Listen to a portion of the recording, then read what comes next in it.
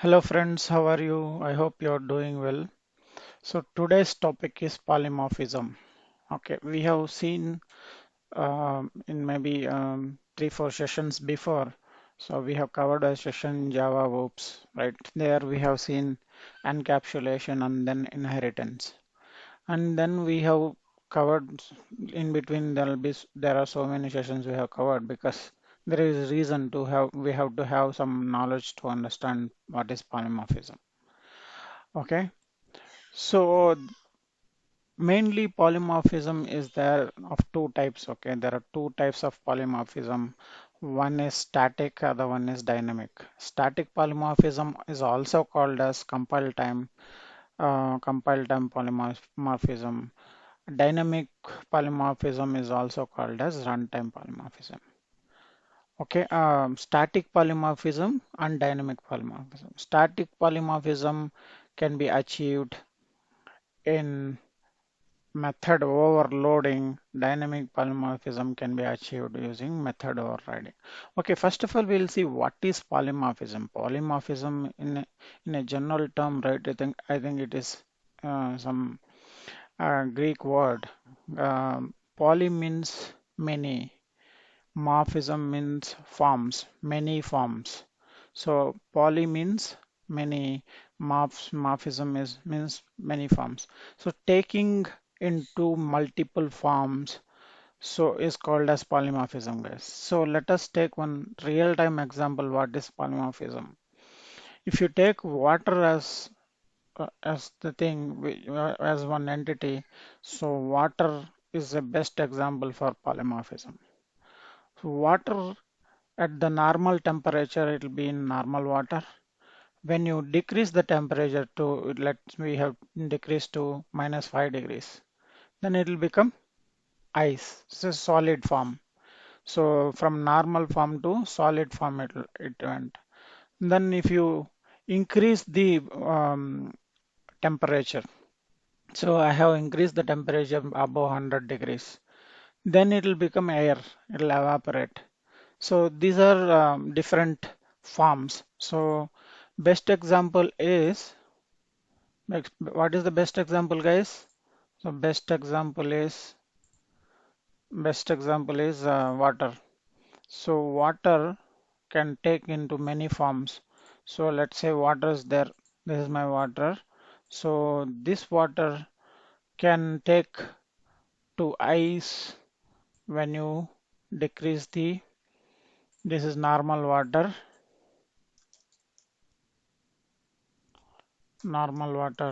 This is when you increase the, um, when you decrease the temperature, then it become solid or ice. So when I increase the when I increase the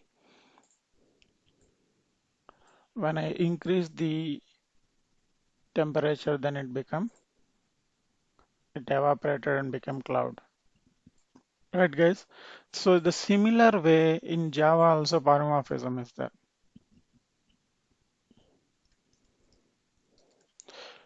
Right? So how can we achieve the polymorphism in Java?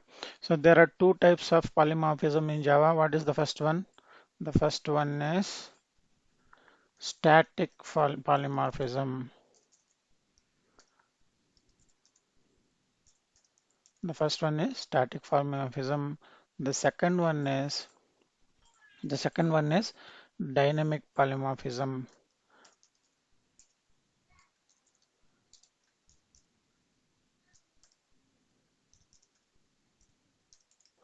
So static polymorphism we are achieving using the method overloading.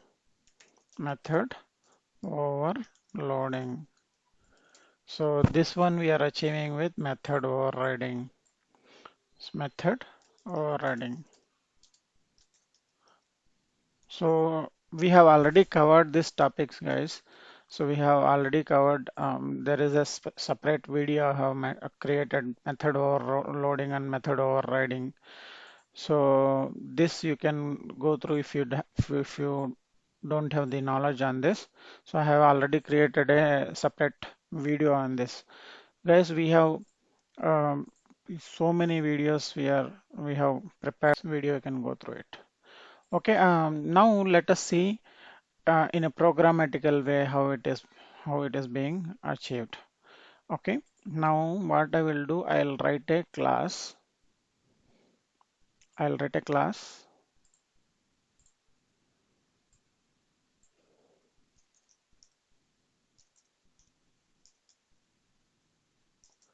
This is my package, and then this is my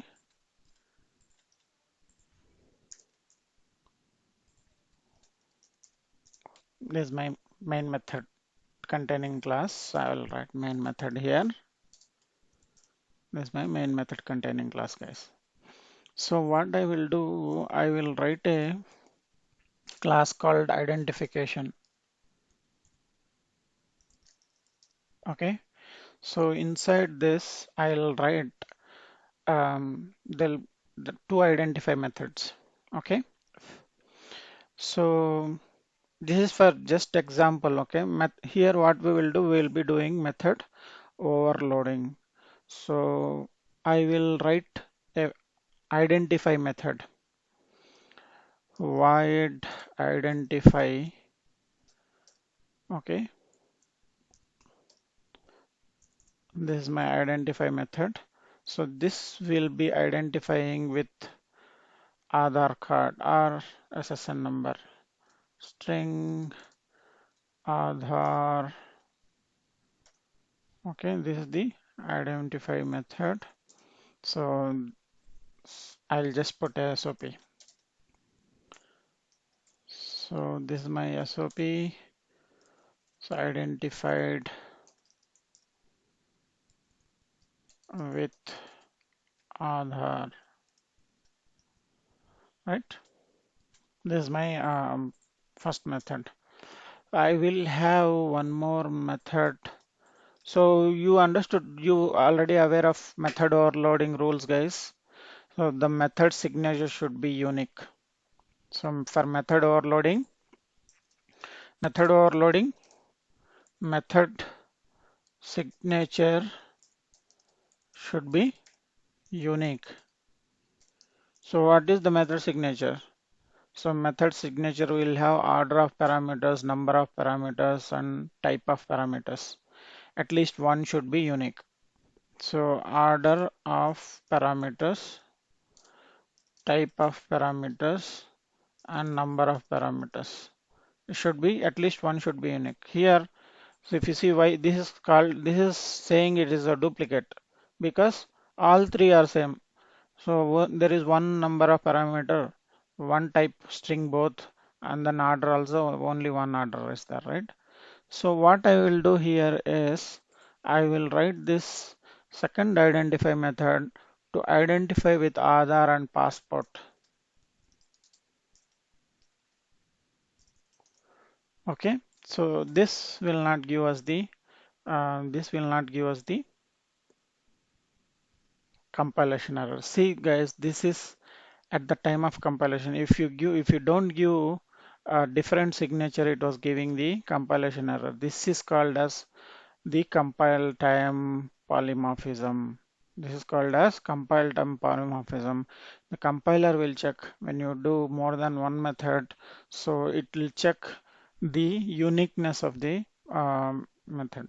So uniqueness of the method, this is called as, see here, identify is taking many forms.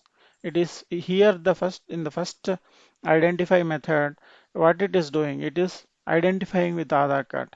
So in the second verify method, what it is doing, the second form it is taking, that form is identify with Aadhaar and passport. Getting it, guys? So this is the polymorphism or static polymorphism, compile time polymorphism. So identify method is taking into different forms. That is the reason here. That is the reason here we have method signature should be unique in the static polymorphism. Got it, guys? So now what we can do is we can create an object for this identification.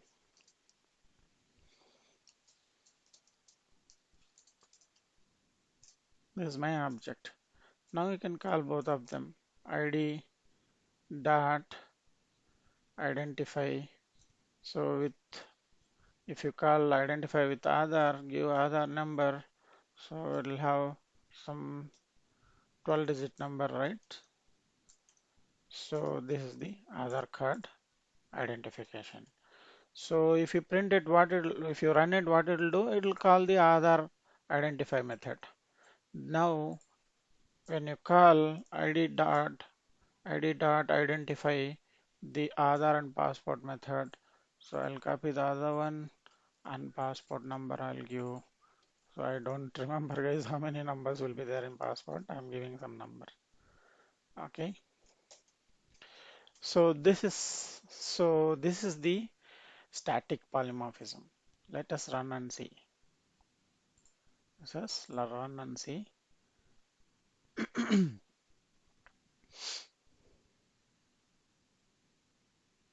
So we got the output. So let us see, without wasting time, let us see the dynamic polymorphism or or the runtime polymorphism. What I will do is I'll write a class called normal water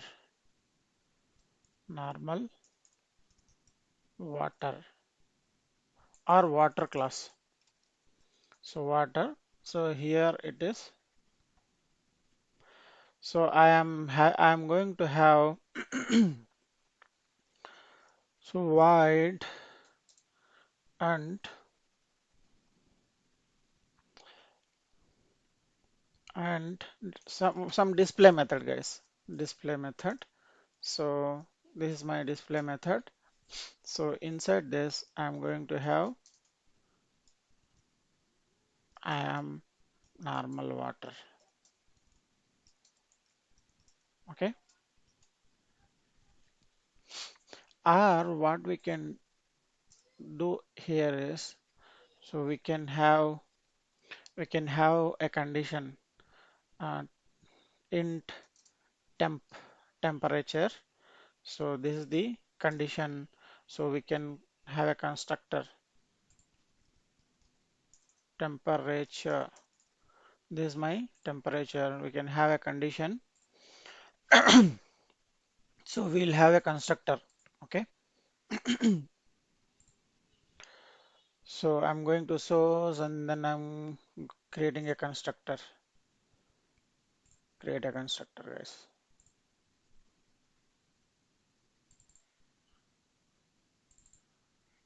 So it created a constructor.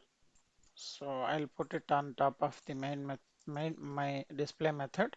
So what I will do in the display method is I'll check a condition if temperature is greater than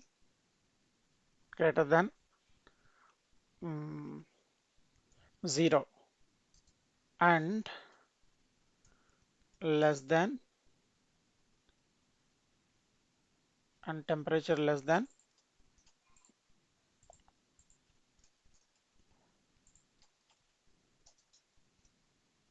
100, then it will be normal water. This is what I wanted to print it here. Now we'll write one more class. So what is that class? So we'll write a class called solid class, so which extends the water or ice class, which extends the water class. So now when you extend,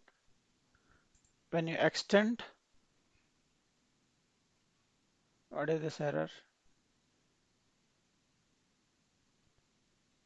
See, guys, here we have the constructor which is taking one parameter, we should have a default constructor here. Okay, we should have a default constructor, water constructor. Or we can have the same constructor what is there above. Okay, that's the reason it is popping up the error. So what I'll do is, so I'll create a constructor here again. So this is my constructor. I'll just copy paste, it's better. So I will pass this. By that it will not have any issues. This is my ice class, right? So now I can override this display method. So this display method exactly same. I'll copy paste. But here, what I will do is, if only one condition I'll check, temperature is greater than 100. So I'm giving a different implementation.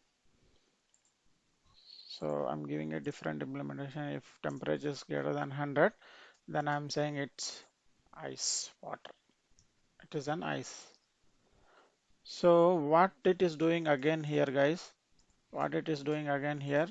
So so it was when the temperature is greater than 0 and less than 100, so it is normal water. If it is, if it is not 100, guys, maybe 50.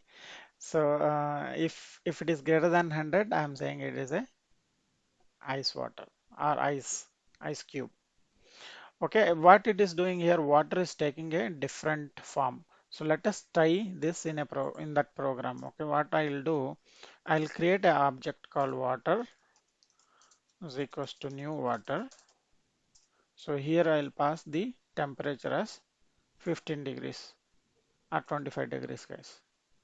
So this I'm calling the water dot display. Water dot display. What it should give us? So it will tell us the normal water. I'm normal water. So now what I will do is, again, water one is equals to, or we can have superclass reference to point to the subclass object. Now water I'm doing again, but this time I'm creating an object for ice, guys. So here I'm passing, oh, sorry, if it is less than 0 degrees, then it will become ice. Otherwise, it will not become ice, right? So, so this time I will pass maybe hyphen 12 degrees minus 12 degrees. So this one, so it will become water now. Now what we will do is water dot display again. So this time what it will print, guys? So if you observe here, right? See, water is taking many forms. Here one form it is doing, here the other form it is doing. This is using overriding, we are achieving, using overriding, we are achieving the different forms, polymorphism. Using method overriding, we are achieving the polymorphism, guys, if you understood. So what we have done here, so I'll summarize maybe if you are confused. So we have a water class. Inside water class, we have a property. It's okay, the temperature property, and we have a constructor. That constructor will take the parameter of temperature and construct the object. I'm displaying I'm checking the temperature. If greater than 0 and less than 50, then I'm saying it's a normal water. Okay, this is the job of water class. Now I have created one more class, ice class. So I have overridden the display method. So I'll get the temperature inherently. When you pass the ice subject the temperature, I'm checking if it is less than 0, then I'm saying it is a ice. So I'm creating an object, water object, by passing the 25. Then display method I'm calling. Here there is no problem at all. Now the same superclass reference, I'm pointing to the subclass object. So this time I'm calling the same. See, if you take this line number 11 and line number 14 are exactly same lines, but it will give different outputs. So here it is pointing to water object. Here it is pointing to the sub object. So let us see that how it is. So when we run that, right, we'll have the stack and heap. First will be created water object, and then we'll be creating the ice object. So here we'll have water object. So water reference at that line it is pointing to this. And again, see this line it is point till here it is pointing to that. Now what happens? So when I am calling display, water is pointing to this here. It was normal water here. Here it was normal water, right? So here it is ice. So after that, after displaying what I'm doing, I'm doing my water reference to point to this object, ice object. So this time when I display, it will print it is ice. This is how it is, guys. So here, once you are done with, we are assigning this, then we are reassigning this water. So it is pointing to here. That's the reason we'll be getting the different output. Let us run this and see.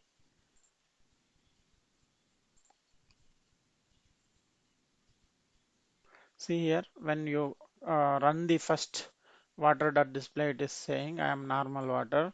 When you run this water display at the end, it is saying I am ice. Okay. So this is the so now this water is taking different forms, right? So this is the polymorphism. This is called as dynamic polymorphism. For method overriding rules, what are the rules for method overriding? So here display method is being overridden, right? So method overriding, the signature should be same. So method overriding, the signature should be same. The signature should be same, and return type also should be same. So what are the method overriding rules? So signature should be, so here only we'll write the signature should be same, and